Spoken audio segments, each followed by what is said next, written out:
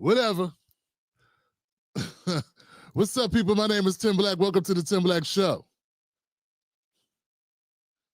Man, I don't know what's going on, man. Something just, I don't know.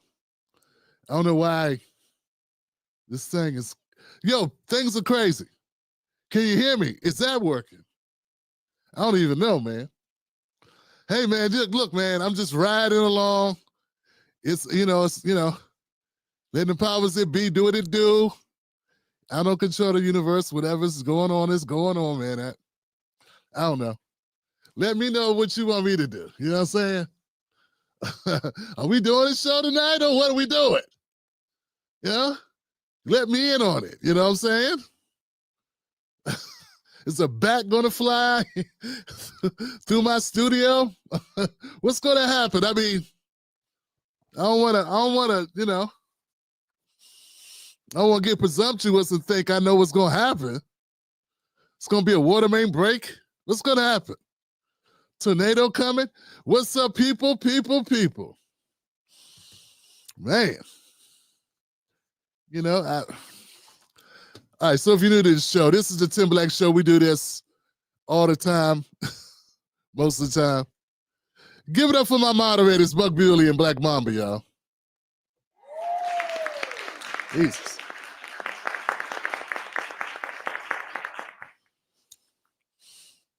Yeah, man, give it up for them, man. They put up with me, and I appreciate it, man. And we do this show. This is the Tim Black Show. We do this show every day except Tuesdays and Sundays.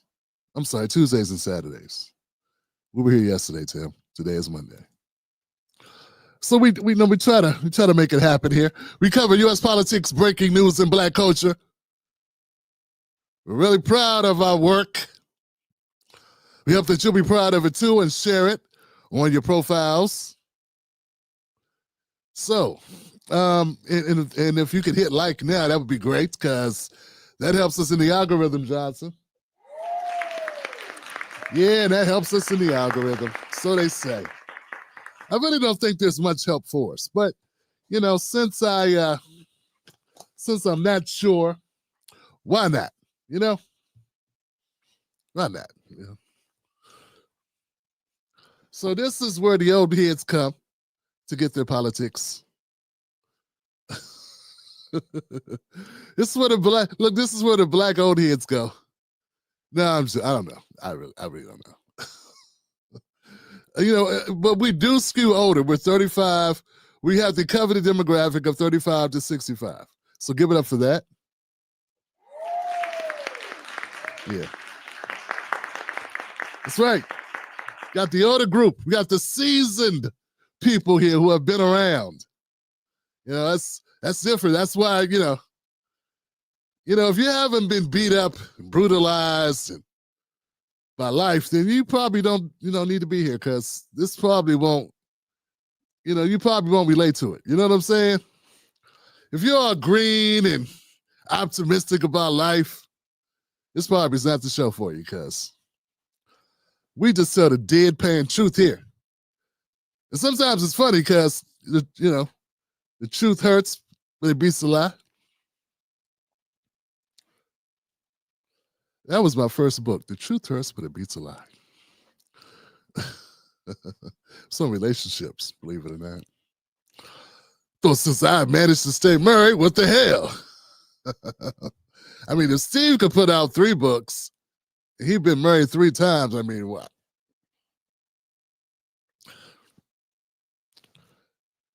All right, look, this is where we are.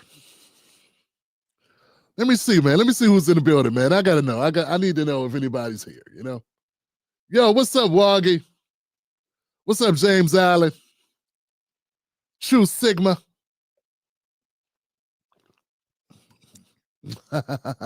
Buck Billy said he's a Caucasian working on his invite to the cookout. Nah, man, Buck, you are in the cookout, brother. Come on now.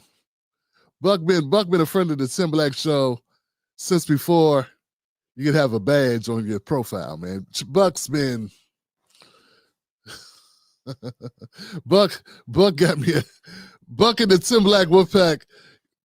Buck put together a birthday present for me the first time I turned 45. That's my brother, man. Cat Negrita's in the house, as well as John. What's up, John from San Antonio in the house. Ebony's in the building, as well as Rude Boy NC. Pop, what's up, Pop 47? Yo, Pop, I got your message, fam. Thank you. I'm going to get to that tonight. That tweet you sent me, I got you, family. RT Stim J, what's up, RT Stim J? Happy day to you. D Harris is in the building, as well as Tay Diggs. Tay Diggs in the building. What's up, Tay? Charlie Kimbrough's in the building. Like to welcome my people, man, my people. Coming through, representing. Thank you for sharing this with the skeptical jerk. He's such a skeptical jerk. James Sumler. What's up, Jay? Skeptical jerk. I'm trying to guess the ethnicity of skeptical jerk. Because if he was black, let's face it, it wouldn't be skeptical jerk. It'd be crazy mofo. You know, something like that. You know what I'm saying?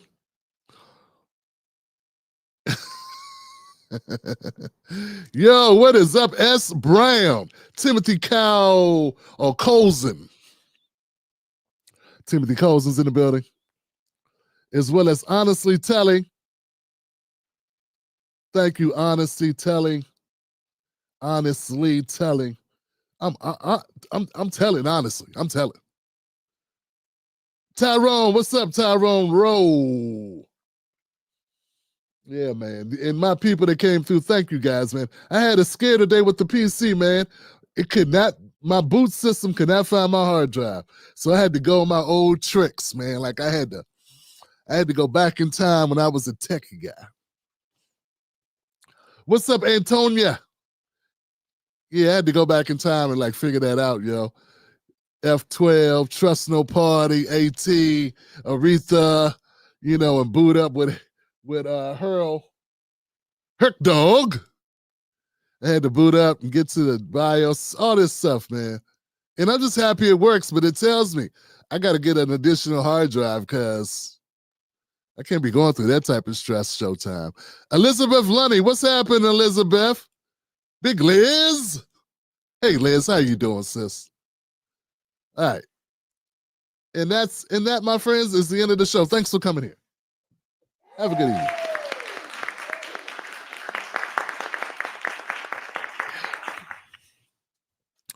Yeah, ChatGPT says I need to mix up my sets, man. I need to come up with another set and be standing up over there in the corner or something. Give you some diverse looks, some diverse angles. Just keep doing what I'm doing. I'm like, thanks, ChatGPT, but I'll just keep doing what I'm doing. Appreciate you. I don't know. I'll consider it. I've tried different things. None of it really stuck. No one watches because you stand up or sit down or put a different angle. People just go, oh, okay. Okay.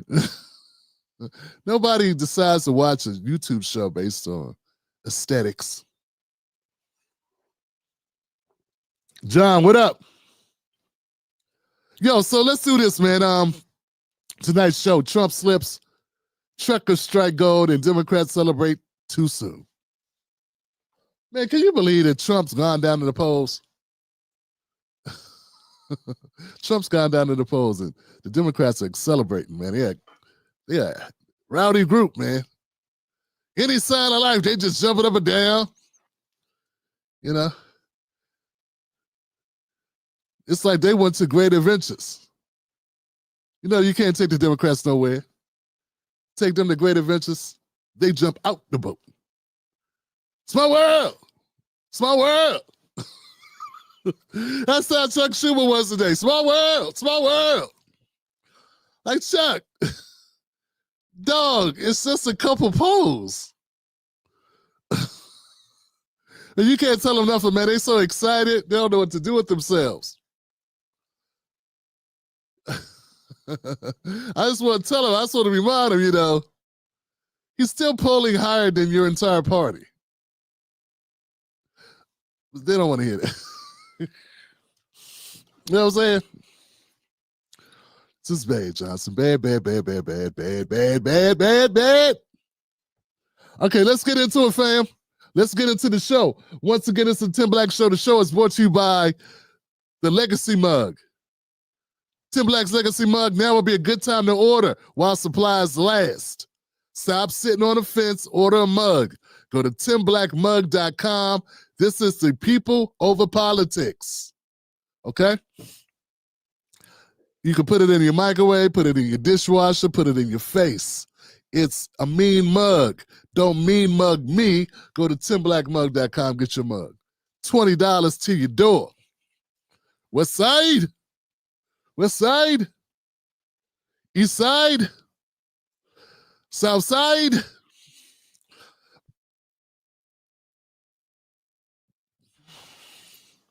Let's do this, man. We got to get into the content.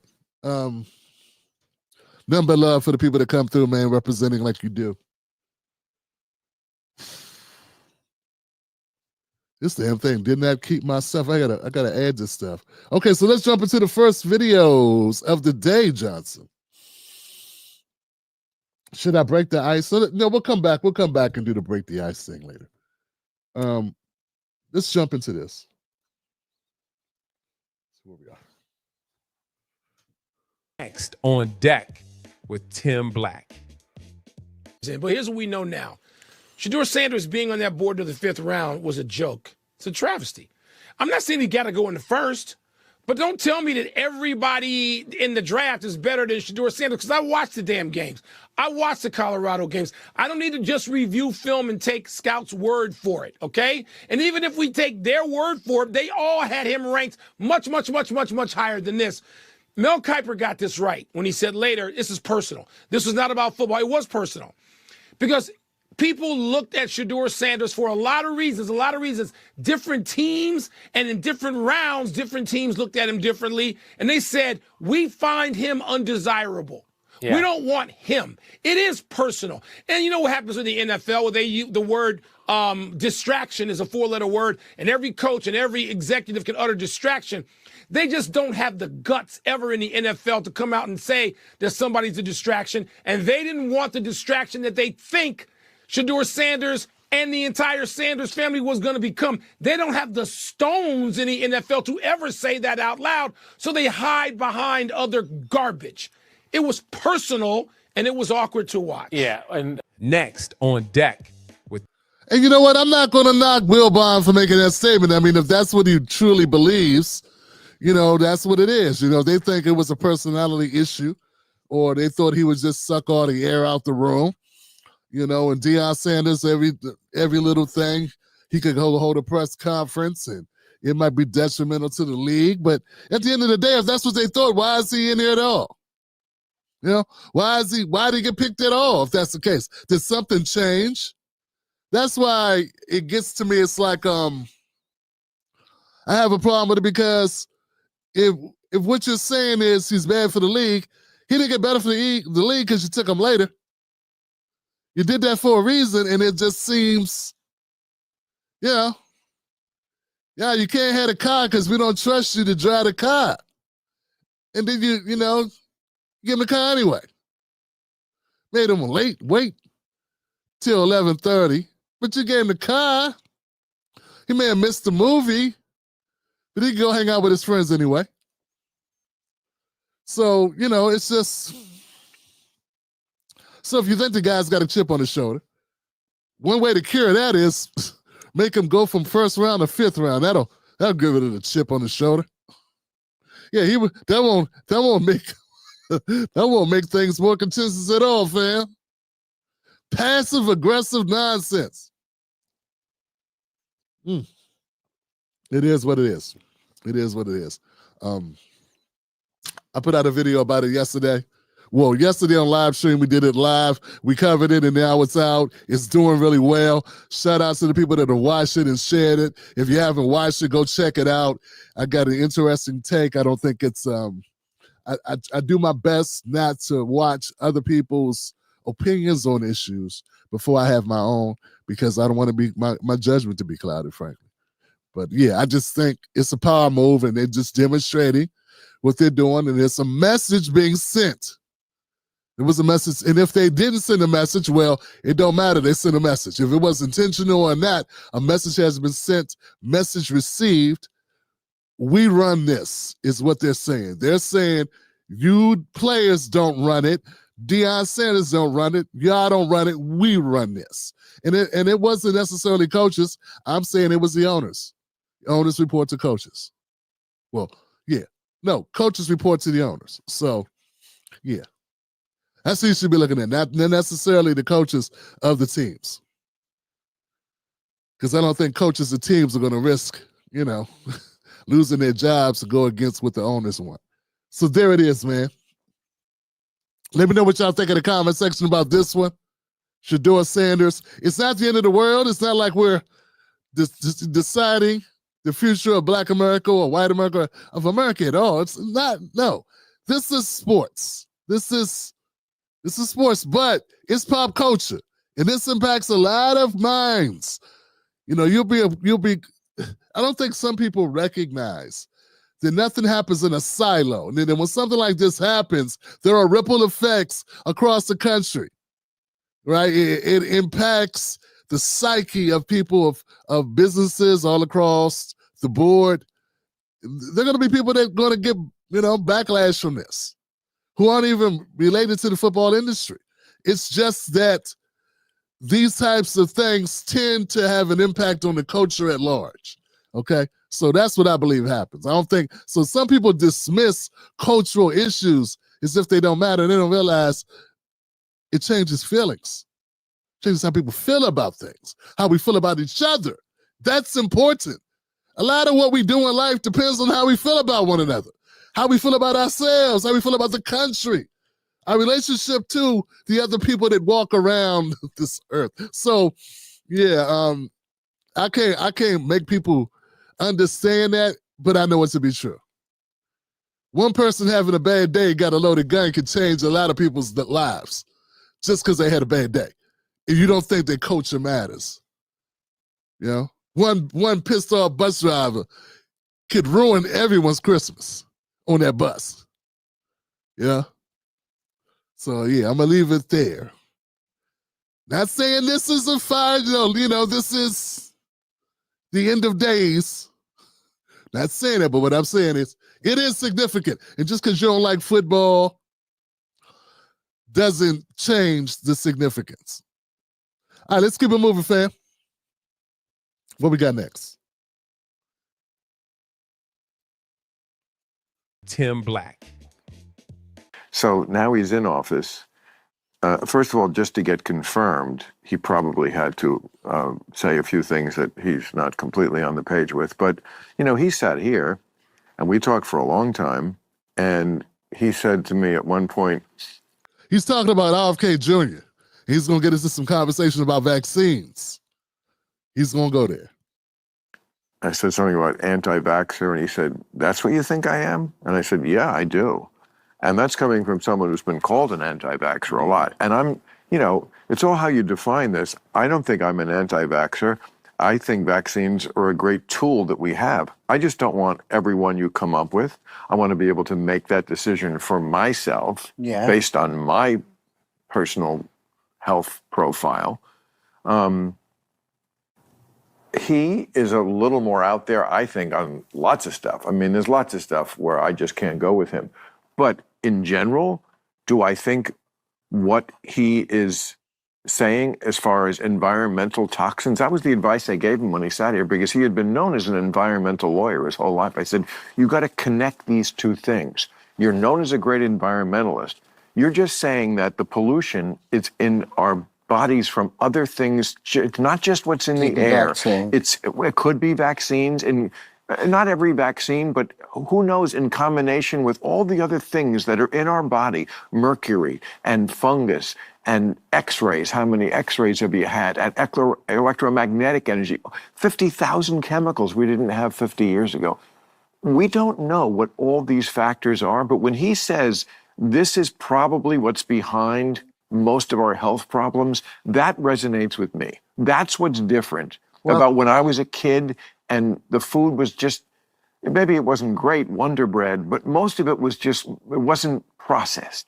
It was not as polluted as it all is now. Next on deck. Yeah, I mean, if you're just paying attention to what's happening with our food at all, if you've been around the block for a while, you'll see differences in the food. There's differences in the taste.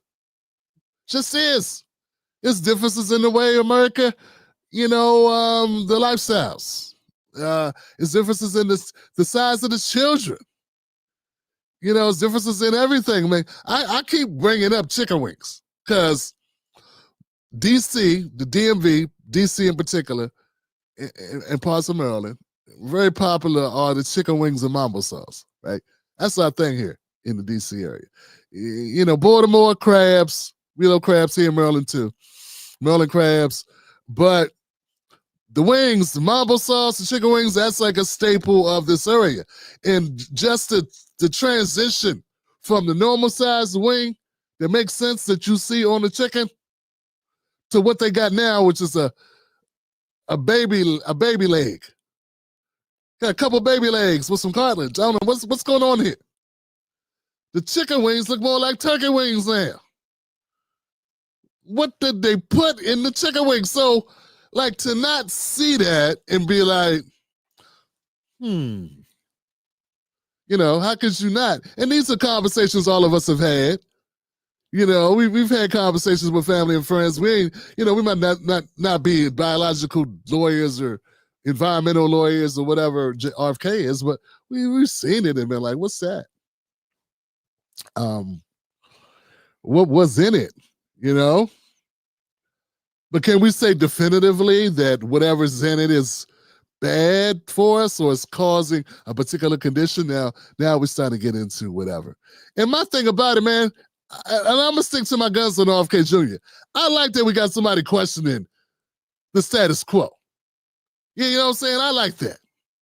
I don't know if he's right, but I don't even know who was the last HHS secretary. I didn't pay attention. And the fact, because whoever that was probably just went along with whatever people said do. Don't rock the boat. Keep it in the middle. And that's a problem, right? Because I think that things could be better and things should change and things need to be reevaluated. But like back when I started really taking a look behind the curtain, when I found out, look, here it goes. When I found out that the same people that make vaccines are part of the boards that approve the vaccines, I'm like, hold on a second. Screw me. Because to me, that don't make any sense. Now, you ain't got to have a PhD to question why the people that stand a profit, first of all, it's for profit. When you're a little kid, did you think that medicines were a money-making industry? Just intuitively, did you know that? Did you even think about the person that made vaccines or the people that made drugs, that it was to make money? It's not even something that I even thought about. And I think most people didn't look at it that way. But it very much is a money-making industry. So if you couple that it's for profit, and we already know anything that's for profit is stand to be corrupted. You take that and you also add in the fact that the same people that can make the products, also there are people that work for the people that make the product who go to be the approvers of the product to go on the shelf or to be improved or to be included as vaccines. Like these are all we got some overlapping corruption. We got people that go from one sector of working to another industry. The industry that gets it done to the industry that pays to get it done, and all types of stuff. And this in itself is enough to set off alarms. And if it don't set off an alarm in you, you wouldn't go to your mechanic. Say you want to buy a used car. You wouldn't go to the used car lot and be like, look, I like this car, but I'm going to have my mechanic check it out. And if the salesman said, well, we got mechanics here, just have one of our guys check it out. You'd be like, what am I, stupid? Nah, I'm going to go get my own guy. I'm going to go get somebody that don't know you to take a look at this car. Right? Isn't that basic? That's not how our drugs are done. Okay? And see, that's why you watch the Tim Black Show. Because no one makes it that simple. And let me tell you something. When I realize they don't make it that simple because they're lying to us. It's not because I'm a rocket scientist. I went to the ever-friendly Prince George's County public school system, right? That's where I went. So, yeah, I may be clever, but, come on. You want somebody else flying the spaceship. But what I'm saying is, so you don't think Stephanie Rule or, Simone Sanders or April, whatever, Abby Phillip, April Ryan, I don't know. You don't think these people that have more than, all these degrees haven't thought about this? You don't think they could ask these questions? They couldn't put one and one together, make it understandable for the masses of working class folks, just how jacked up our system is and why it's jacked up? What's suspect about it? Because it is jacked up. And so when RFK says, hey, people don't want to listen, but what he's saying is revolutionary and it's challenging the system. He made one comment that someone took and tried to construe it like he was saying black people can take pain and all this stuff. And I know what he meant when he was saying that there are certain conditions that impact black Americans more than other people. So that, that's important for the doctors to be on the lookout for that. There were people from the Democratic Party who used it as an opportunity to say he was racist. And they, that's what the go-to is. I'm surprised they're not calling me racist by now. They call me everything else. They call me everything else they can call you. But they don't know what to do with you. They call you racist. But anyway, so I'm gonna leave it there, folks.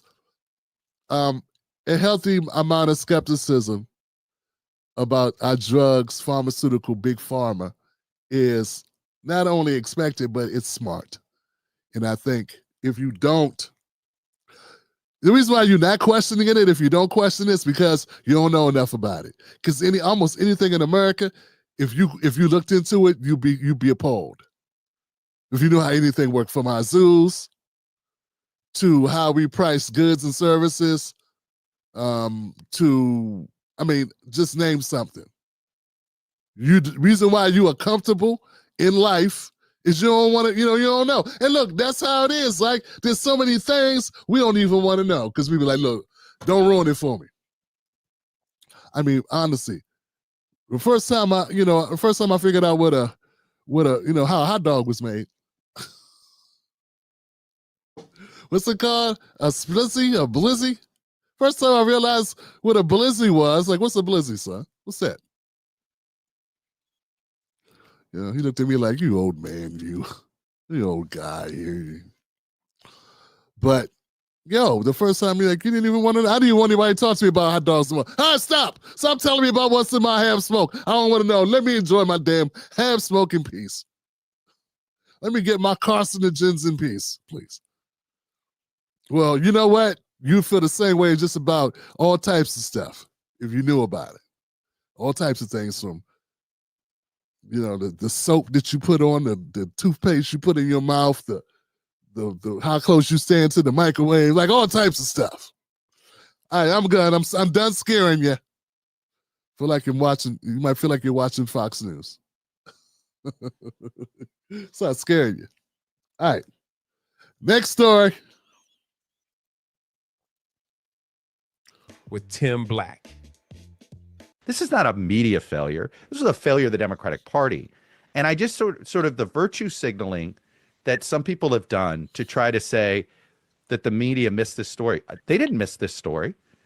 David Ignatius wrote, I just refuse to accept this stupid premise because it's a right-wing, manufactured right-wing premise in order to stain the media. The media's got plenty of things to attack. Listen to this guy. He's saying the media did a bang-up job exposing that Joe Biden, was only had 2 tires that had air in them. Like he's defending. He's saying the media did its job. Like it's not their fault that he's saying that it's not his fault. It's not journalists' fault that people weren't telling the truth about Biden. Say it wasn't their fault they weren't reporting it in the New York Times, the Washington Post, and all these news networks. NPR didn't run a series of whatever. You know what I'm saying? Time Magazine didn't run it or whatever. Los Angeles Times, like he's saying all these news entities who failed for 4 years to make a strong case that Biden needs to sit his ass down. Chuck Todd is up here defending it. So basically he's defending the indefensible. And he's really upset about it, man. Cut the garbage.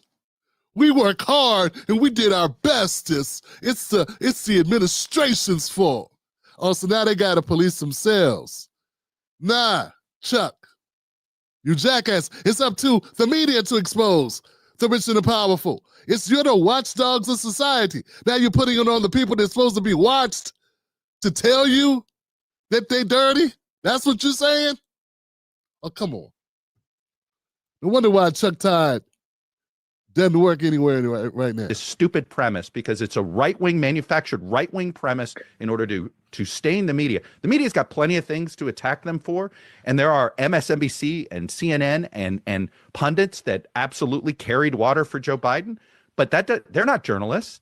They're former strategists that carried water for Joe Biden. The journalist, David Ignatius, wrote a very high-profile column in October of 23 saying, is he really running again? This doesn't seem like a good idea. People like me were promoting Dean Phillips's campaign because he was running Wall Street Journal did a bunch of coverage. Sense. So it's not like this. This isn't WMDs where the White House worked with the mainstream media to manufacture a story that did not exist. That was a press failure, massive press failure. This was not that failure. This is an attempt by some to virtue signal, and it's this horrible sort of pitting different news organizations against each other when ultimately the people at fault are Chuck Schumer, Nancy Pelosi, Jill Biden, Joe Biden, Kamala Harris, every elected member of Congress. Okay, look, I don't knock that part of it. Ultimately, yes, those people are horrible. But once again, you are telling the people who are robbing the bank that they should have told you they were robbing the bank. That doesn't make any damn sense, right? Yeah, they shouldn't have robbed the bank. But if you're supposed to be watching the cameras, like the newspapers, the journalists are the security guys that are watching the cameras. So when the people come in to rob the bank, you're the ones that are supposed to call the cops. You're supposed to call the authorities, alert the authorities of the bank robbery in progress. The authorities are the people. That's who you're supposed to alert because they work for us.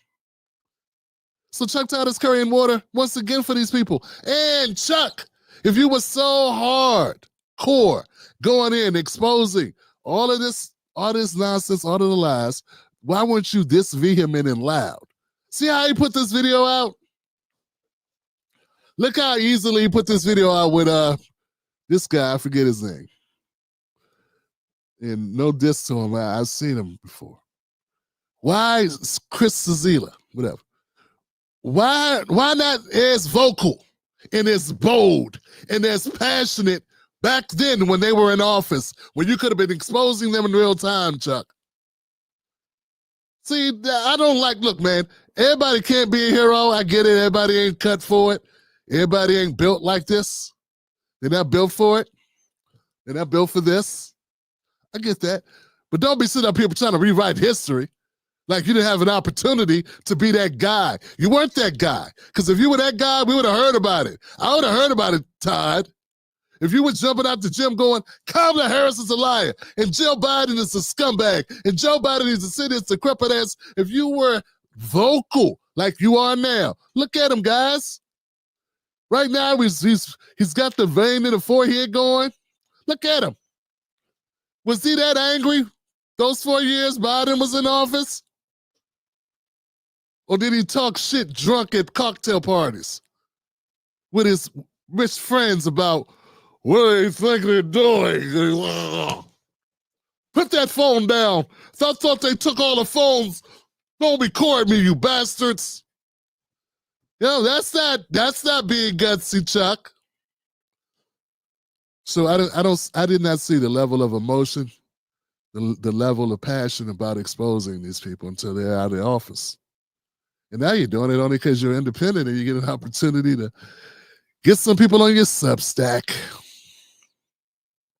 Yeah, I don't know if you noticed, Chuck, because you've been busy guy the last 20 years working with a cushy job, making millions of dollars, but I just want you to know the Substack's not a new thing. It's been around for a while. And even before that, there were other blogs that you could have always went to. You could have always put out your own content. You could have done a podcast at any time, I'm pretty sure. In fact, you did have a podcast, an MSNBC podcast, and I don't recall you spitting the real. Yeah. You're a coward, Chuck, just like the rest. And if you're not a coward, you're the closest thing to it until the other cowards show up. Yeah, Shanson. There you go. That's how you get them. All right, guys, hit the like button on this content. We are kicking butt. I told you, man. I have no hopes of getting a job working with any of these people. So I'll tell you, that's one of the reasons why I'm so good at this, because I don't have hope. All the people that I believed in have let me down. The clock's running out. You benefit. Come on. It's what it is. It's what it is. It's what it is. It's like Eddie Murphy said he was going to go to Africa and get himself an African woman with no clothes on, riding a zebra for a reason. Because if she had pockets, she want to put money in them. Well, if you get a commentator who has big eyes and dreams, then maybe they could be on MSNBC. Maybe they'll be on CNN. Maybe Wall Street Journal. Maybe this, maybe that. That's when all of a sudden all the fire starts to cool down. Then you end up with Joy Reid. You end up with Dr. Jason Johnson. You end up with these, insert name, Rachel Maddow. You end up with these people. Because they get jobs. That's like, last thing. They used to kill black people. And white people too. They used to kill us when we were too radical. They don't got to kill us anymore. They just give us jobs.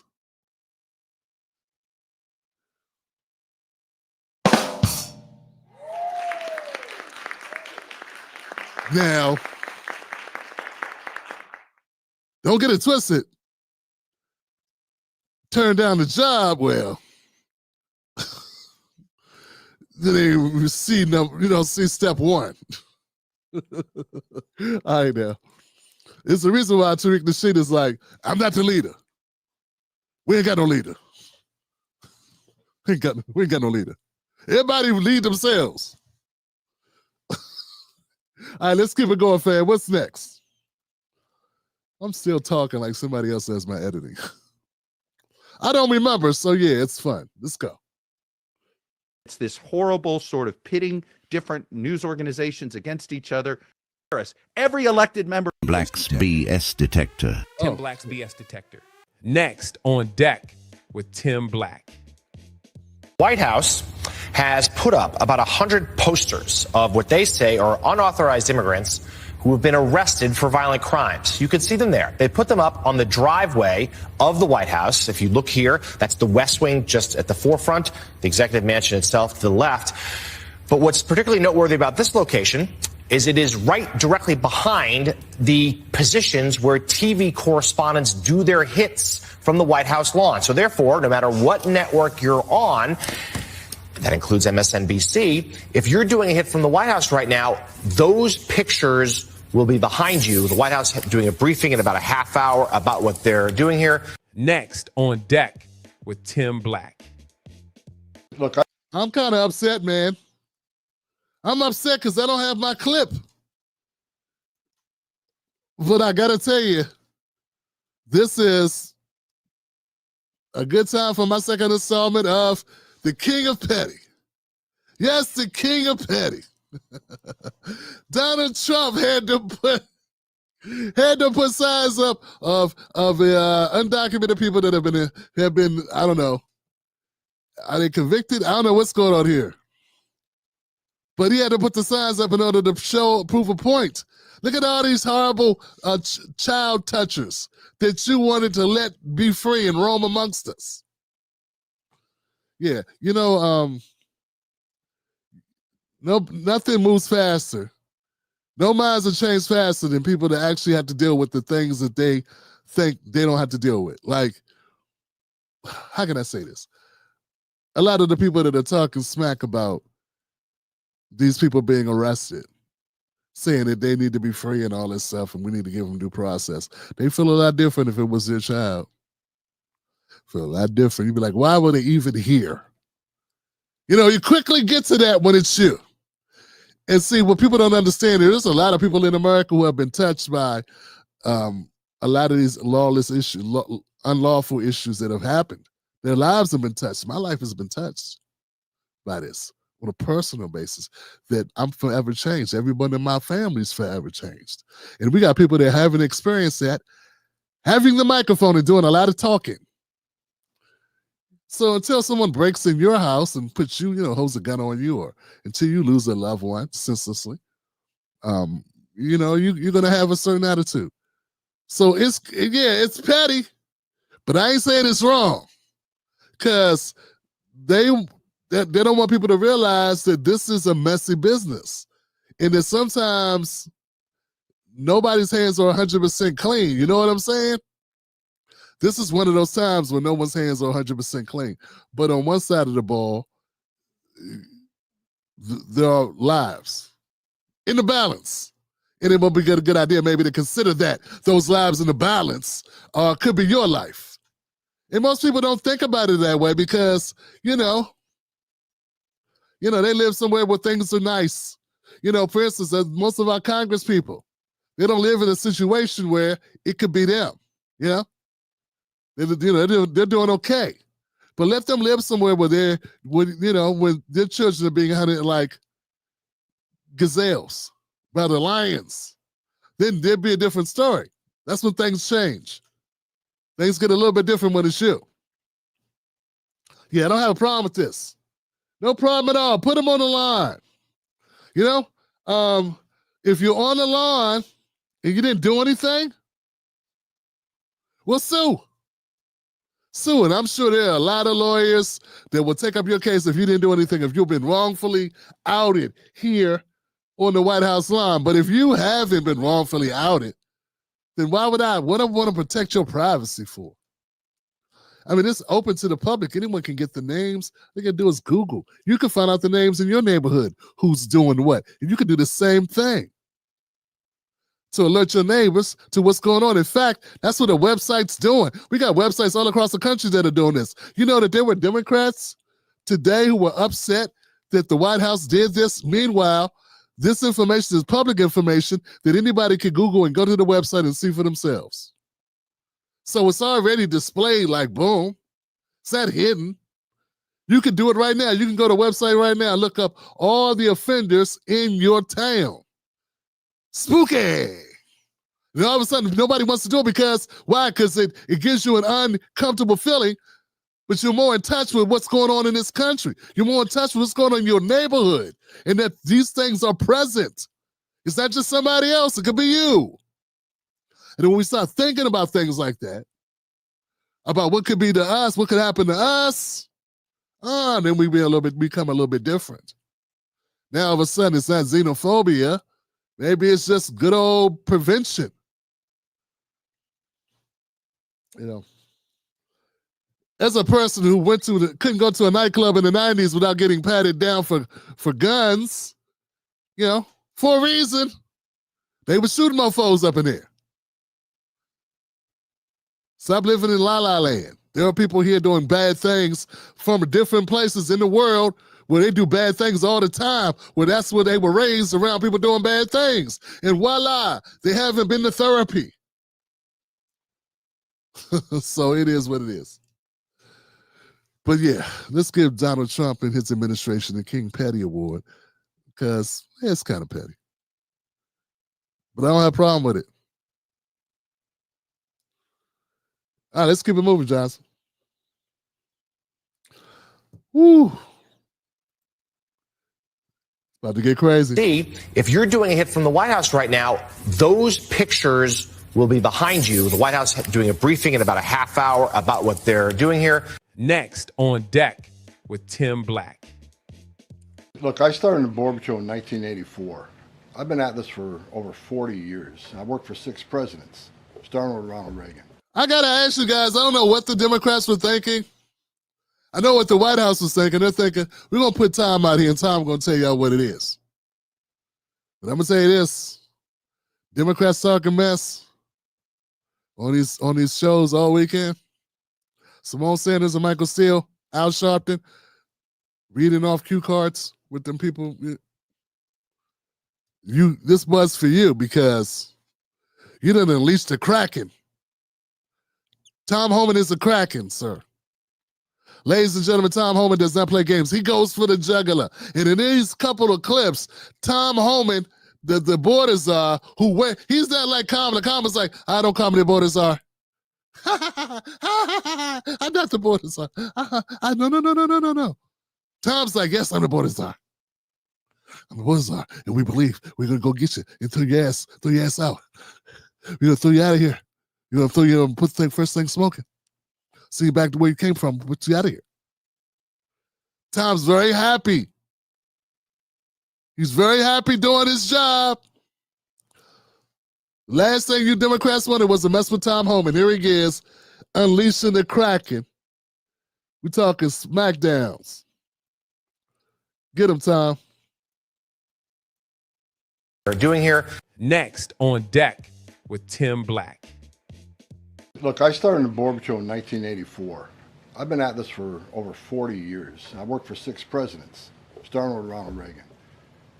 Every president I ever worked for took border security seriously because you can't have national security if you don't have strong border security. We got to know who's coming in, what's coming in, where's coming in, why it's coming in, right? Even President Obama and President Clinton took some steps to secure the border because they understood national security was important. Joe Biden was the first president in the history of this nation who came in office and unsecured a border on purpose. That's just a fact. We handed the Biden administration, after President Trump's first administration, we handed the Biden administration the most secure border in my lifetime, and he unsecured it on purpose. Now President Trump and this administration here, the success is unprecedented. We beat Trump's first administration on border success. Border numbers are historic low. Today, as I'm standing here, we are the most secure border in the history of this nation. And the numbers prove it. As I said from day one, you don't have to support ICE's operations. You can support sanctuary cities if that's what you desire to do. Sanctuary cities can stand aside and watch ICE keep their communities safe. Because any public official, whether you're mayor, city councilman, or governor, their number one responsibility is protection of communities. And ICE has been clear, we're targeting public safety threats and national security threats. I can't believe there's any elected official, and especially a judge, that doesn't believe we should be doing that, and they should be helping us. But I said from day one, you can sit aside and watch, you can argue against us all you want and protest all you want, but when you cross that line, I've said this 1,000 times, when you cross that line to impediment or knowingly harboring, concealing an illegal alien from ICE, you will be prosecuted, judge or not. If you enter this country legally, it's a crime. If you remain in this country legally and you ignore a judge's order about deporting, if you choose to have a U.S. citizen child, knowing you're in this country legally, you put yourself in that position. You put your family in that position. What we did is remove children with their mothers who requested the children depart with them. This was a parental decision, parenting 101. The mothers made that choice. And I tell you what, if we didn't do it, the story today would be Trump administration separating families again. No, we're keeping families together. So when a parent says, I want my 2-year-old baby to go with me, we made that happen. They weren't deported. We don't deport U.S. citizens. The parents made that decision, not the United States government. But I don't hear any questions about Laken Riley had a mother. She's never going to see her child again. Rachel Morin, she had 5 children. Those children are never going to see their mom again. This administration is doing the right thing. The morale of ICE. I just want to put out that Rachel Morin is a Maryland woman who was a fitness person who went missing, and DNA was able to determine who she was, and they tracked down who did it, and it was an undocumented person. Took her life. And that was right here in the state of Maryland, in my state, the same state where Senator Holan is going to El Salvador in order to check on someone who was supported, who was a former MS-13 member, and I don't know if he's former or not, trying to make sure he's okay in a prison in El Salvador. And that was all the talk, but he did not go see the family of Rachel Morin, who lost mother, sister, daughter. So it is what it is. Looks horrible. Particularly for Holan. Because he's sitting right here. It's in his home state. But he'll travel thousands of miles to El Salvador to circle jerk in the virtual signal to make sure Abrego Garcia is okay. Because we wouldn't want him to get railroaded. All politics. And Border Patrol's at all-time high because they're getting to uphold the oath they took and they're enforcing the law. Border Patrol and the Biden administration, I met with hundreds of them. They felt like Uber drivers and tourist agents. These men and women joined the ranks of ICE and Border Patrol to enforce the law, make the community safer, and protect national security. I hear it all the time. There's a lot of people in this country who don't like me. I don't care. But when I walk to an airport, I have many people walking up to me and thank me for what I'm doing, and I'm not taking credit for anything. The success of the border and immigration enforcement is President Trump and the men and women wearing that uniform. God bless each and every one of them. But I take a pleasure in seeing it because in 40 years of doing this job, people always want to say, why are you so emotional when you testify? Why are you so emotional on network? Because if they wore my shoes for 40 years, they'd understand why I'm emotional. I've talked to little girls as young as 9 years old that were raped multiple times by the cartel members. And when you get to your knees and you talk to that little girl and everything innocent and pure has been ripped from her, when you listen to the Laken Riley, 17 minutes, that young lady fighting for her life, don't just think, okay, a young woman died. Think of how she died, the terror that she went through, and these children that are sexually assaulted. I stood in back of a tractor trailer and 19 dead people at my feet that baked to death. Illegal immigration is not a victimless crime. And so every sick person we take off the streets, especially child rapists, it makes this country much safer. Every illegal alien we arrest, public safety threat, one at a time makes this country safer. Next on deck with Tim Black. Yeah, man. I tell you, man, Tom Homan's not the one that they want to unleash, man. They don't want to keep poking the bear. Like, why they mess with the judge that was trying to get in the way of ICE doing their job, and they've walked into a hornet's nest. That's what they've done because Tom Homan is a guy that's going to come out and shoot straight. And a lot of people, this is going to resonate with them because they don't hear these stories. They don't think about, they don't consider that there's two sides to it. They just look at one side and they're bleeding heart for that side. They're not looking at the other side that's happening to other people. And it's all about which side you focus on. And I understand there are two sides, man. I get that. There are two sides to an issue. Welcome to the world. There's two sides. But what I've seen people do is demonize people like me who are concerned with fentanyl trafficking, who are concerned with child smuggling, as if there's no virtue. There's no virtual. No, there's no virtue. Yeah, no virtue. Like there's nothing good to say about what I'm supporting, as if what I'm supporting is evil and barbaric. Yeah, you wouldn't feel that way if you knew anybody who was taken against their will. Be a little bit different. Or if it was somebody that you loved, you'd be a little bit different. But like I said, when people don't have that experience, they could be high and mighty. And that's the main problem I have with progressives. Most of them have been through nada, zero, zilch. And they want to tell other people.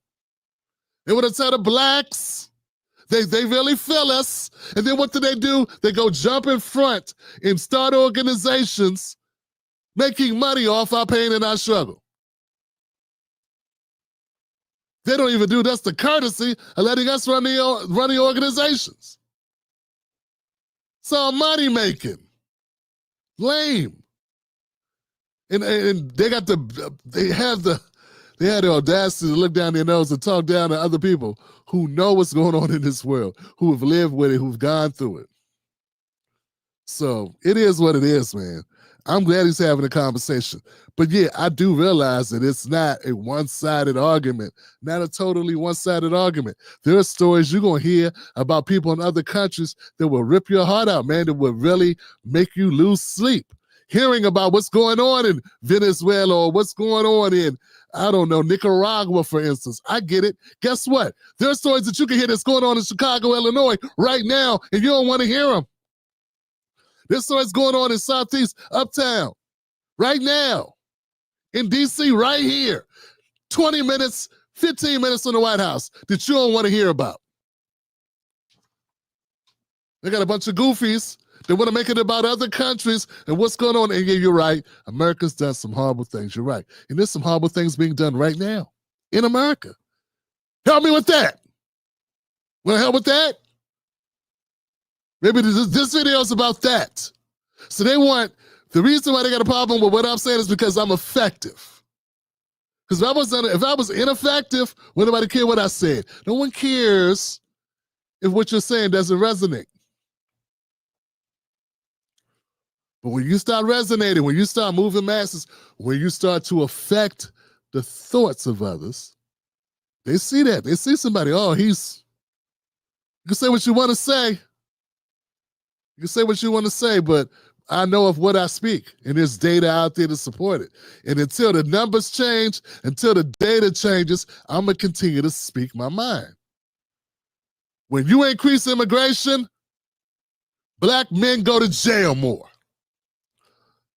Studies have been done. You may not care, because maybe you're not a black man. Yeah, well, it's this thing, and that's causing it, and this other thing caused it. Okay, go fix all that shit. I'm working on this stuff. You go work on all those other things. Mr. I don't want to rock the boat. Mrs. I want to go to heaven for saying nice things about people that I've never met. Well, you know what? Your cousins and your neighbors, your people right here in America who have been behind the gun. Black people have been behind the gun for 400 years in this country that we built for free against our will. Damn it, if I'm standing up for those people, you go stand up for those other people. I'm sure they got activists in their country standing up for them. You want to stand up for us here? No. Okay, fine, I get it. Well, get out my goddamn way.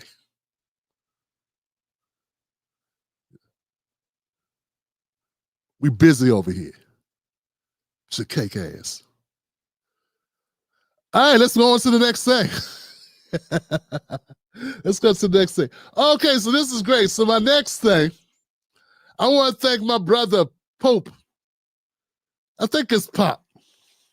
Pop O'Nay, my brother. He's in the comment section. Let me find my brother, man, because he sent me something, and I tell people all the time, send me ideas, stories, because I may not find them without your help, fam.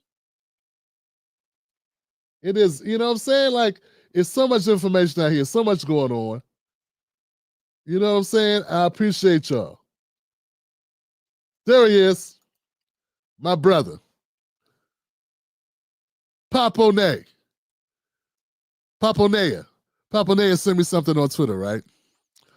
Young man Pop sent me something. He said, yo, he's excited. You can see it in the tweet. He was excited about sending it. He was like, yo, Donald Trump did something that's going to really help a lot of brothers, and they're going to be very happy about this until they change the shit. You know they're going to do something to try to change it.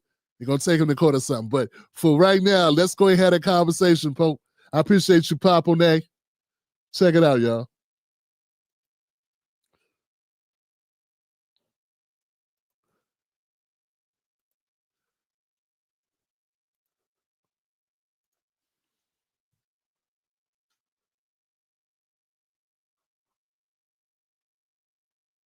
Next on deck with Tim Black. And then the third executive order, which actually speaks to the heart of your question earlier about the Uber drivers. Next on deck with Tim Black. And then the third executive order, which actually speaks to the heart of your question earlier about the Uber drivers, will be a order directing the Department of Transportation to include English literacy tests for our truckers. This is a big problem in the trucking community that, unless you're in that community, you might not know. But there's a lot of communication problems between truckers on the road with federal officials and local officials as well, which obviously is a public safety risk. So we're going to ensure that our truckers, who are the backbone of our economy, are all able to speak English. That's a very common sense policy in the United States of America. So the president will be signing that later this afternoon. Next on deck. And he did sign that executive order, folks, and I wanna give it up for that. I want to give it up for that. And you know what? People get upset. I'm like, yo, there are a lot of Latino drivers who speak English. Damn it, I took 3 years of Spanish when I was in school. There's a lot of Latinos speak English and a lot of Americans speak Spanish. So they want to make this xenophobic because there are requirements. Check this out, guys. So President Trump's executive order for trucking, it was signed today, April 28th. It's called Enforcing Common Sense Rules of the Road for America's Truck Drivers. And it's got a lot of truck drivers very excited. Here's the gist so people understand what's going on here. Number one, English proficiency requirement. The order says all commercial truck drivers in the U.S. must be able to read and speak English well enough to understand road signs. We didn't say you got to write you got to write The Great Gatsby, or you got to write a Ryan Coogler film. Nah, you ain't got to write a Ryan Coogler film, but you should be able to read stop, slow down, wet pavement ahead. Like, you should be able to read the damn road signs, Johnson. This is the bar. Think about where the bar is. Think about it. You would think, duh, how'd you get a license if you can't read the signs on the road?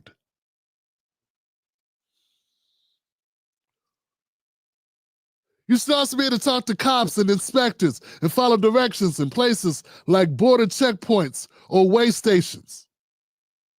And why is that important? It's important because the idea that clear communication makes roads safer for everybody, not just the drivers, Johnson. Us, too. Number two, checking foreign and non-domiciled CDLs. The order tells the Department of Transportation to dig into how states issue commercial driver's license to foreign citizens or non-residents. So what they're looking for exactly, Tim? They're looking for irregularities like fake licenses, fakes, or sketchy patterns in how these CDLs are handed out. Some truckers are thrilled.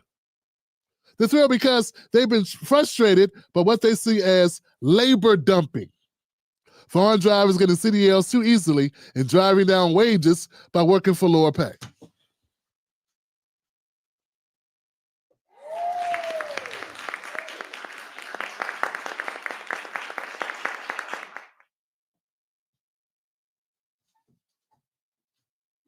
Right.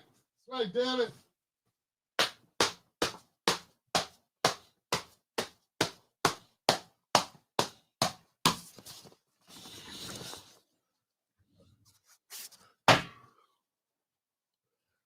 People don't care about it because it's not their industry.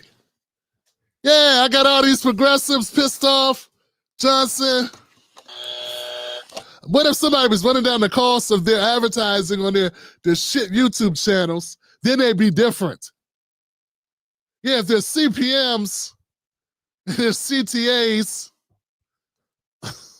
the CPMs on their stupid YouTube videos went down, they'd be like, what's going on? What's happening? Be like, oh, we need to check these people out. We need to check them out. But since it's not their industry, they don't care. By the way, I'm not a trucker. This doesn't directly impact me, but I care about their brothers. Once upon a time, CDLs, it was one of the industries, one of the last vestiges of industries where a lot of black working class workers, men in particular, could go do. I know black women that drive CDL, that have CDLs that drive for a living. Instead of doing it after we got pushed out of the construction industry. Not that you would give a damn. You know what I'm saying? Not that you would give a damn. You just walk around with your head in the clouds because you learn computers. I learned computers. I didn't learn construction. But that doesn't mean my dad was a construction worker for 50 years. That was an industry that was available in less and less and less and less and less. And they started doing the same thing. They started labor dumping and they stopped hiring black folks.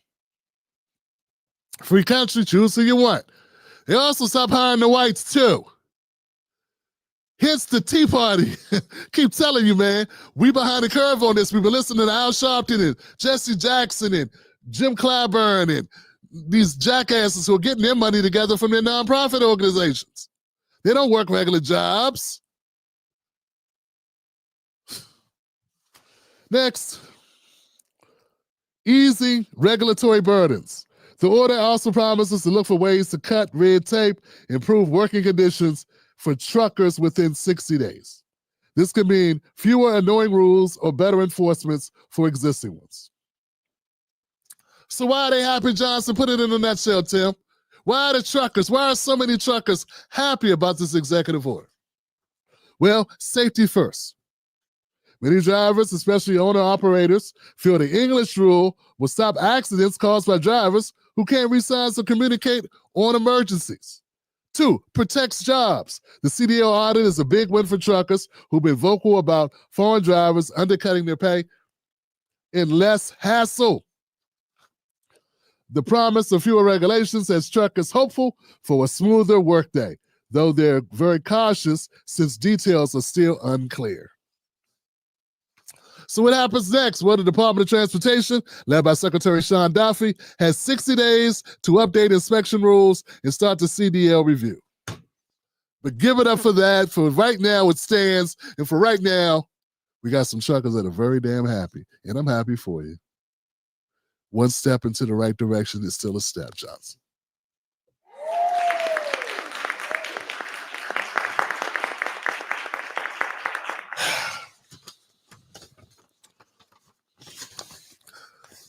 Hit the like button if you like that segment. I know I did. That's going out as a separate video. It'll do well with some people. Others will hate me for it and unsubscribe.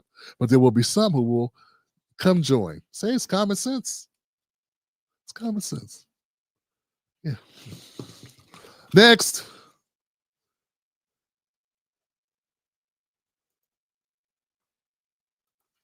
With Tim Black. If you look at this right here, if you look at some of the issues, what is fueling this right now, it shows it's really across the board right now. And if you look at where he was in mid-February and you look where he is right now, he is underwater on every issue from a minimum of 3 percentage points to a maximum of 9 percentage points, specifically when it comes to inflation in the economy, as you point out, which is supposed to be his, his expertise at this point. What is also interesting, just overall too, Sarah, is that he is down 7 points from late February, as we note him being an all-time low. That is an amazing drop in such a short period of time. So Donald Trump right now is having to deal with some of this, some of the fallout with the reality that many of his programs that he's trying to institute and many of his cuts that he's trying to institute are just not taking hold. Yeah, and to be honest, the tariffs have really rattled people. Now, how is he doing when it comes to border security and immigration, which is one of the things that he was that really pumped him up for this particular presidential election? Collapses as well. He's underwater right now, and you have to wonder, is that because of the effort we've seen put forth by the administration in their strident comments, just like we heard about there being some problems, maybe. You know, nothing is going to be perfect when we perhaps will be sending people outside of the country that shouldn't be sent outside the country. But if you look at these numbers right here, it just goes to show you that Donald Trump right now has to work harder at not just implementing his plans, but they need to do a better job messaging it right now, Sarah. Yeah. When you look across the board at this new polling, is there anything that the president is performing well on? There's always a bright spot, isn't there? Well, yes, there is. There's one issue right now. Take a look at this. It's an issue that really doesn't have a whole lot of sway in people's pocketbooks, but it has to do with gender identity, which really just goes to show you how divided we are as a nation right now, that we're still talking about gender identity right now when we have wars ongoing and the economy right now is really a big concern, not only for us, but investors around the world. Yeah, all of that. Thank you so much, Mark Preston. It is so good to see you this morning. Now, well, how about just get your head right on the gender thing and the Democrats will be doing much better? Why not just go with what the people are? You know, since the people are obviously agreeing with his take on gender identity, won't you go that way? Because that's where the people are. Isn't that who you really work for? Not yourselves, but the people that you represent? It seems like a no-brainer to me. Now to someone who knows exactly. Look at the generic congressional ballot. Democrats. Okay, so yeah, some Democrats are very happy. One man knows our chief. Democrats are pumped up, man. They're saying, hey, do we see a tink in Trump's armor? It's looking good for us. They're feeling good about the fact that, hey, maybe Trump's got some soft spots. They can attack these. Maybe it'll help them in the midterms. Let's listen to this guy talk a little bit more about the polling, folks. Data analyst Harry Etten. Sir. Sir, okay. I mean, look, it's the congressional GOP. It's the House GOP. If the House GOP is under any illusions that Donald Trump's fall in the polls won't bring them down as well, well, they are living on Fantasy Island. What are we talking about here? Let's take a look at the generic congressional ballot. Democrats versus Republicans. We have 3 polls out within the last few weeks. What do they all show? They all show the Democrats up by 2 points in the CNBC poll. The Fox News poll that was out on Friday, look at that, Democrats up by 7. The New York Times poll that was out this Friday as well, but Democrats by 3. And keep in mind, the House GOP won the popular vote back in 2024 by a little less than 3 percentage points. So when you see 3, 7, 2, averaging 4, that is a tremendous shift. That is a shift of 7 points from the November 2024 elections away from the GOP to the House Democrats. Donald Trump dragging down the House Republicans. Where are we seeing this shift in a most pronounced way? Where are we seeing it? We've spoken about it, Mr. Berman. We're talking about independents. This is how you know that Trump is bringing down the House GOP. Look at Trump's net favorable rating. In October of 2024, according to the New York Times, it was minus 9 points. Look at where it is now, minus 30 points among independents. That's horrific. That's historically awful. Take a look at the generic ballot. In October of 2024, the Democrats were ahead, but only by 3, well within the margin of error. Look at where they are now, up 17 points. There is no way on God's green earth that the Republicans can hold on to the House of Representatives if they lose independents by 17 percentage points. My goodness gracious. This is what dreams are made of if you're House Democrats, and it's all being driven, or at least in large part being driven, by Donald Trump's rapid drop with independents. What does history tell us about how a party does heading into a midterm with the type of lead that Democrats have right now? Yeah, okay, so I went back through history, right, and I looked at the opposition minority party. That, of course, is the Democrats right now. They're a minority in the House to the opposition of the party in the White House, Donald Trump, a Republican. The average House seats won by the opposition minority party, 234 when leading the generic ballot this early by at least 4 percentage points. That happened in 2006 and 2018. 2 huge Democratic years. Democrats love this number. Of course, we still have months to go. We'll see if history repeats itself. We do, but this is an answer to the question is, why does it matter what these numbers show right now 100 days into the president's term? Well, there's some history that shows it might matter. It's exactly right. Oftentimes, the generic ballot actually is quite predictive at this point. Harriet, thank you very much. Thank you, my friend. Let's bring in right now CNN Washington Bureau Chief and Political Director David Chalian. There is a lot that is said. There's a lot that has changed when you look at these poll numbers for this president. It is. Yeah, man, I'm trying to tell you, man, it's all they were talking about today, but I wanted to give you a real overview of everything that they're saying. And like I said, man, it's all the same numbers. They're saying, hey, Trump is falling in all these categories. About the historic independents have really slid in their approval of Donald Trump. Again, if you look back mid-February, it was at 43% among independents.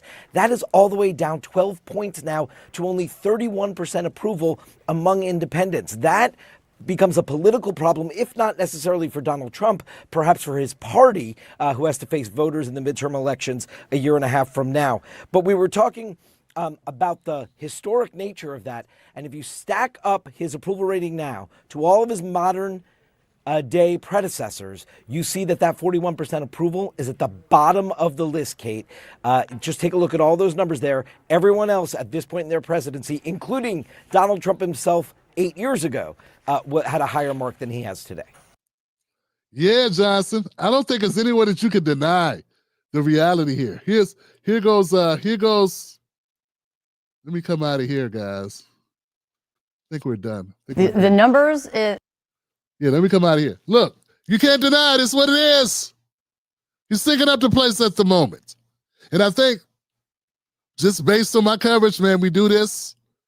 I would think it had to do with the tariffs, but not just the tariffs. Has to do with the whole Elon Musk thing. Yeah, I think the Elon Musk, the Doge, was part of it. I think the relentless coverage of it. Elon Musk with a chainsaw running around, talking about cutting jobs. I think that cut people the wrong way. Yeah, I think the chainsaw cut people the wrong way. And it is what it is. But it was very smart of Trump because even though it appears that he's taking a hit, he could kind of put it on Elon and get a lot of the stink off of him. I know there are people saying he won't be able to do it. I think he will be able to slip some of the responsibility for it. And I always remind people that Trump ain't running for re-election. He already won. It is what it is. But as people are talking about this and they're focused on it, I do want to point out a couple of things about why maybe the Democrats are getting a little bit ahead of themselves. I've seen some people rejoicing, some people slamming the ball a little bit, spiking the ball, getting a little hyper. And I just want to remind you, we are talking about Donald Trump. We're talking about someone who has the ability to pull his supporters. He's won his nomination 3 times in a row. So, yeah. Polls have struggled to accurately capture Trump's momentum or how his support it really is in real life. We've seen that in 2016 and in 2020. All the polls were off. If you looked at the polls, Hillary was going to be president. Everyone was calling for Hillary to be president up until 5 hours before they called it for Trump. That's how bad the reporting is for Trump. It hasn't changed. I think a lot of people that support Trump don't say they support Trump, and then they go ahead and support Trump. So Trump base remains loyal. I got like a few reasons. Trump's base remains loyal. Despite approval ratings dipping to around 40 to 46%, Trump retains strong support among Republicans, 93% approval on some polls, and MAGA voters. Number 2, the economic concerns could shift sentiment. Inflation and economic dissatisfaction are top voter issues, with 62% of Americans citing inflation as a serious problem.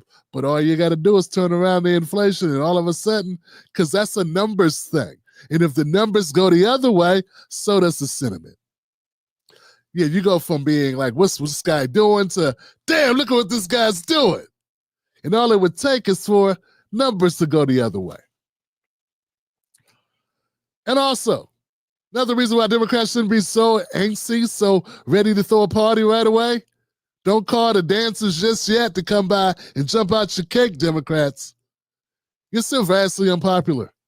Yeah, the Democrats are very much unpopular. Look at your own popularity. The Democratic Party is at a historic low itself in favorability. 29% in recent polls. I've seen it lower than 29%. With even 20% of their base viewing them negatively. Trump has a 93% approval rating amongst Republicans.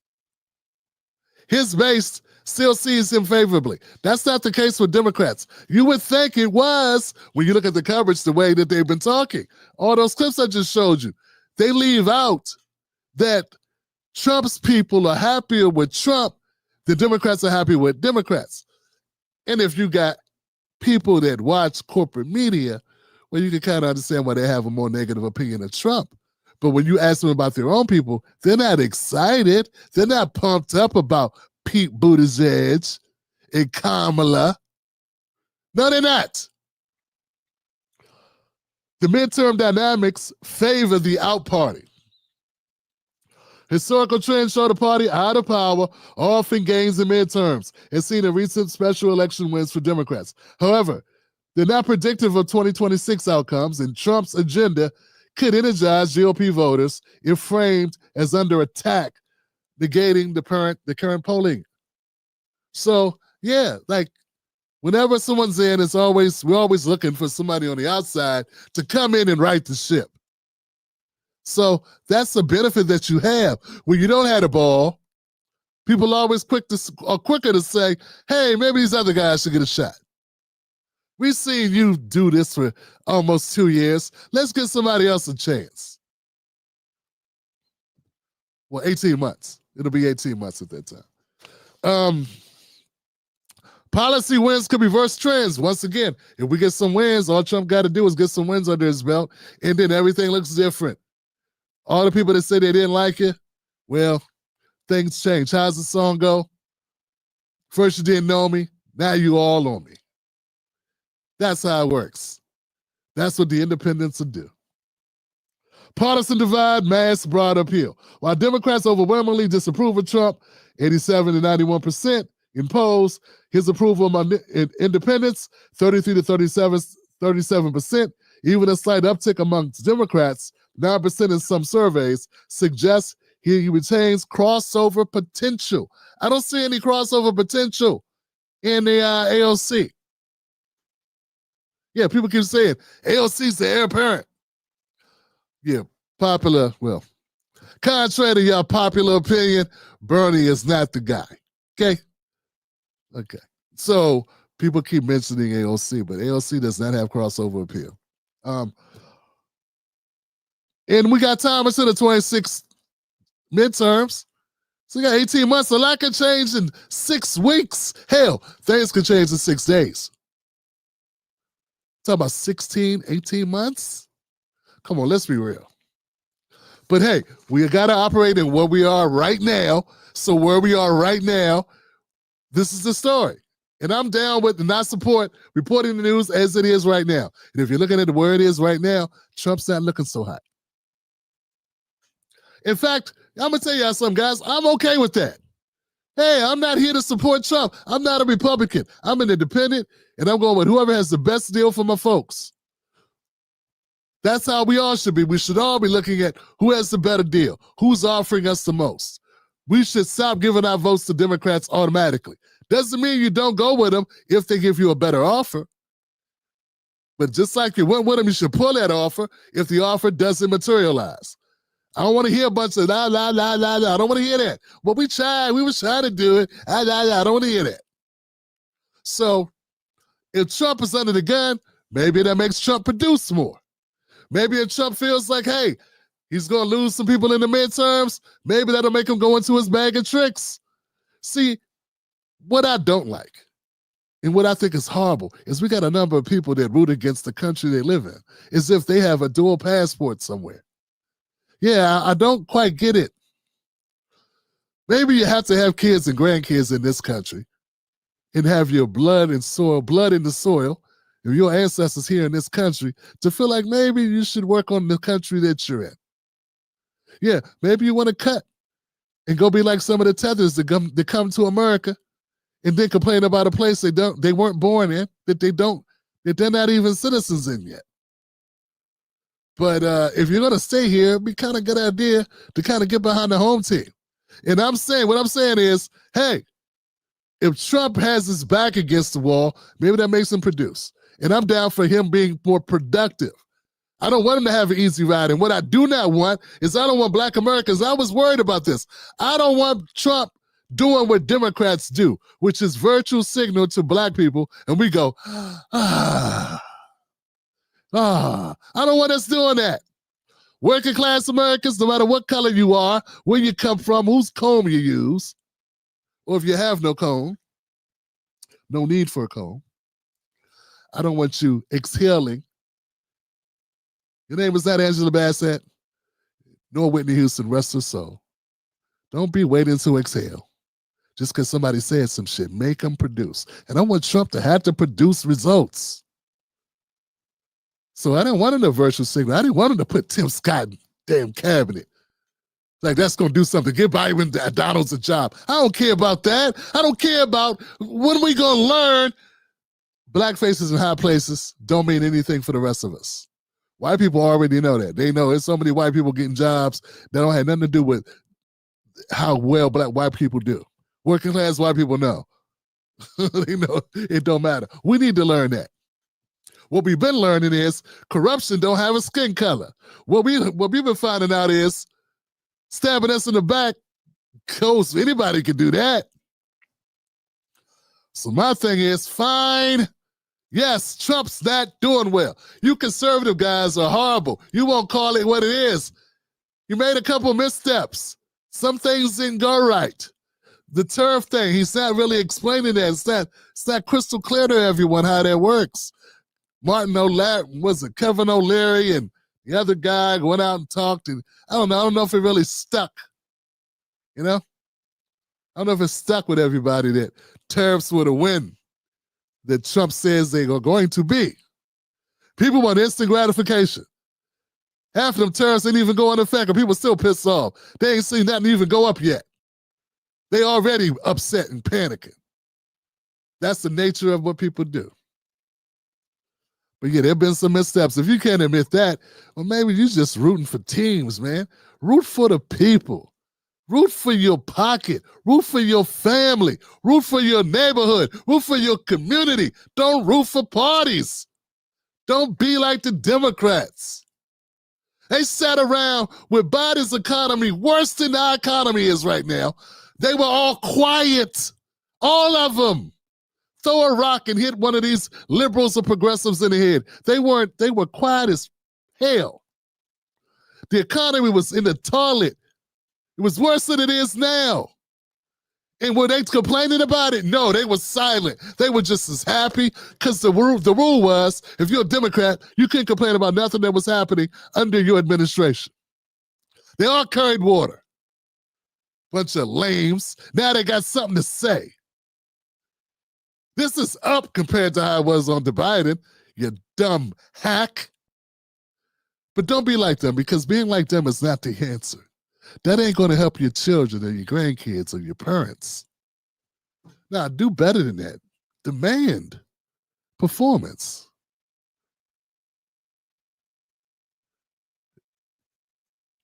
Trump was a superstar in show business.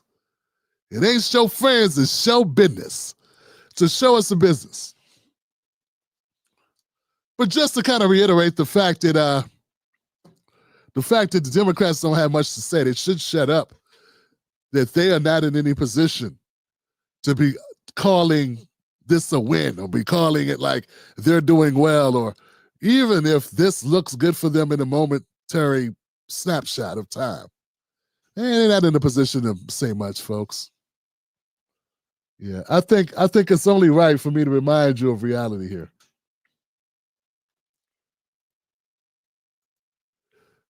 You're welcome. You're all welcome. Not going to be president. Donald Trump is not going to be president. He's not going to be president. Donald Trump is not going to be president of the United States. Take it to the bank. Okay. I guarantee it. All right, all right. And then, of course, there's Donald Trump. Donald Trump has been saying that he will run for president as a Republican, which is surprising since I just assumed he was running as a joke.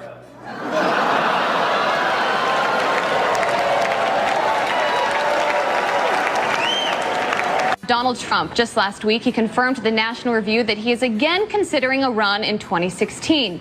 Do it. Do it. Look at me. Do it. I will personally write you a campaign check now on behalf of this country, which does not want you to be president, but which badly wants you to run. So when you stand and deliver that State of the Union address, in no part of your mind or brain can you imagine Donald Trump standing up one day and delivering a State of the Union address? Well, I can imagine it in a Saturday night skit. I continue to believe Mr. Trump will not be president. He will never be president of the United States. And we better be ready for the fact that he might be leading the Republican ticket next. I know you don't believe that, but I want to go on to Matthew Dowd. Sorry to laugh. Okay, here we are. And which Republican candidate has the best chance of winning the general election? Of the declared ones, right now, Donald Trump.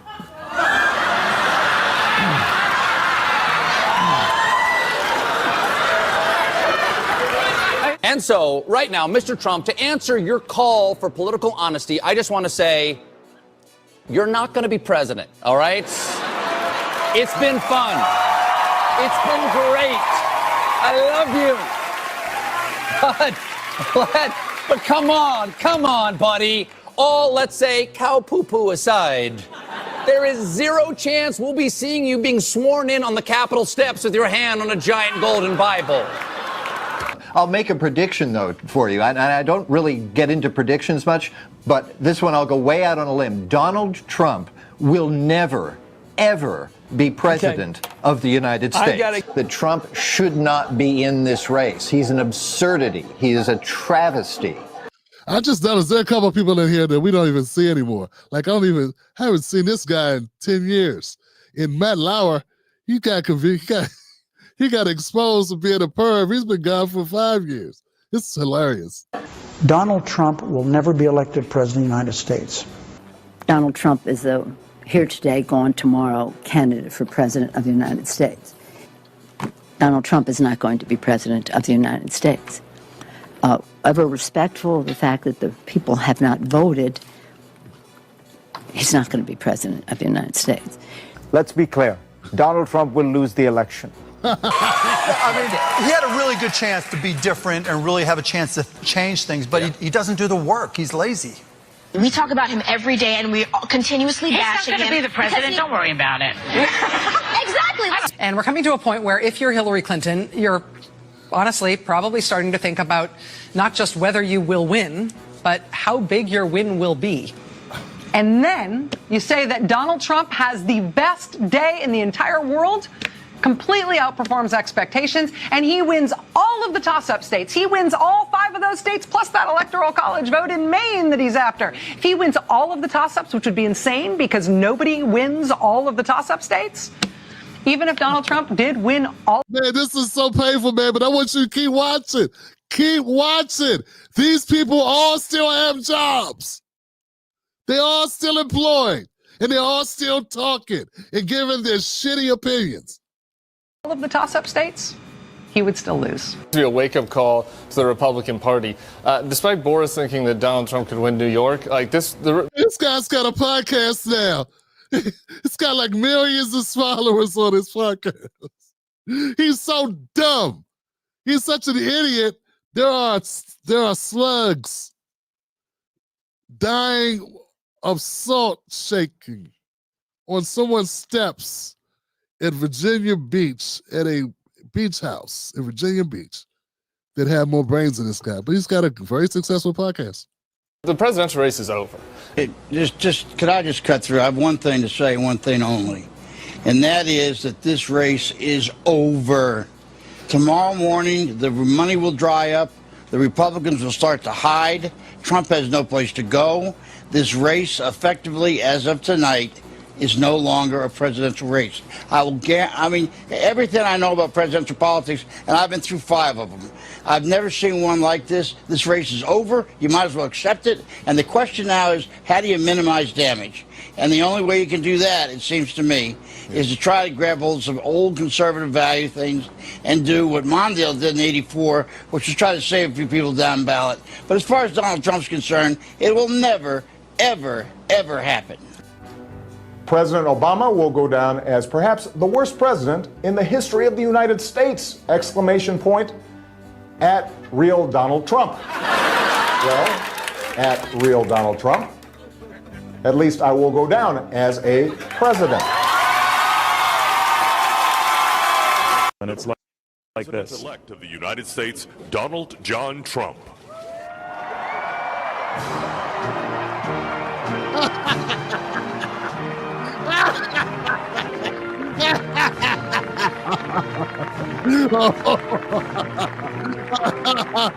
Oh, God. Yeah. Yeah, man. Don't go judging the book by its cover. This is Trump. They think he can't ball. The guy's balling lights out. Draining him. Fuck it. Yeah. Yeah. Boop. On point. When I saw this, I just saw this. I was like, let me put this in here. He's setting up JD Vance. Boom. Fuck it. Out. See ya. Look at that. Look at that. Come on. It's six. Bam.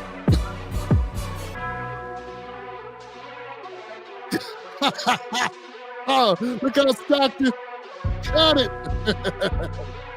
Lights out, baby. Yeah.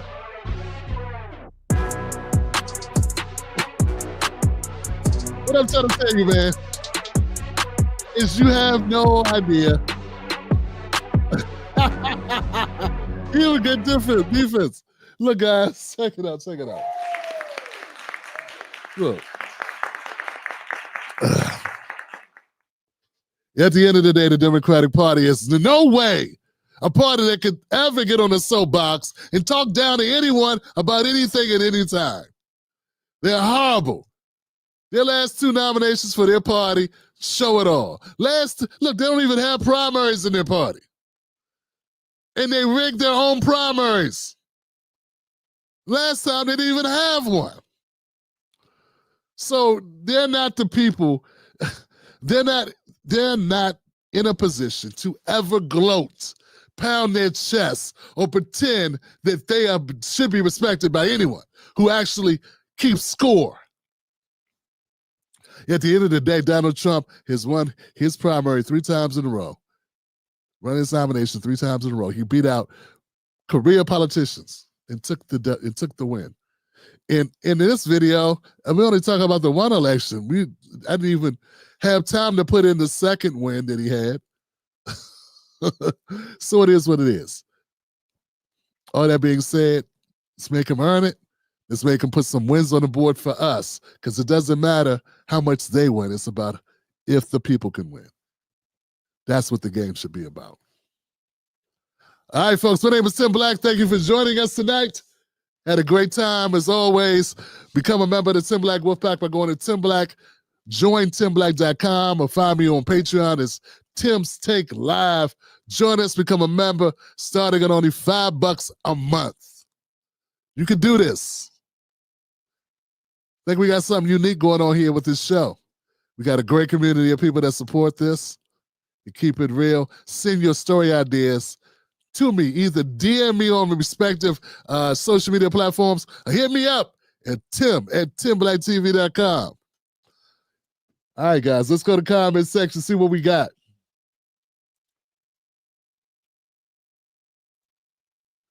Black Mamba's in the building. Pop, Onea Shelley's in the building. A&A Affinity LLC just took me up with the biggest super chat of this show's history. Ladies and gentlemen, a $200 super chat for the folks.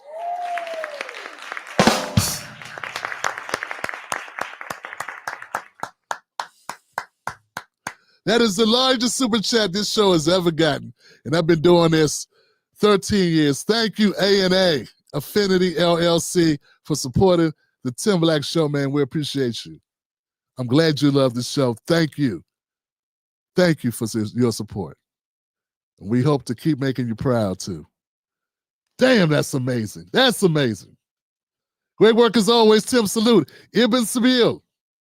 Papa's in the house. He's selling these poles like a 1985 Buick LeSabre. Lord have mercy. Or an 85 Sterling. They look good, but them joints was duds, yo. They was lemons, yo.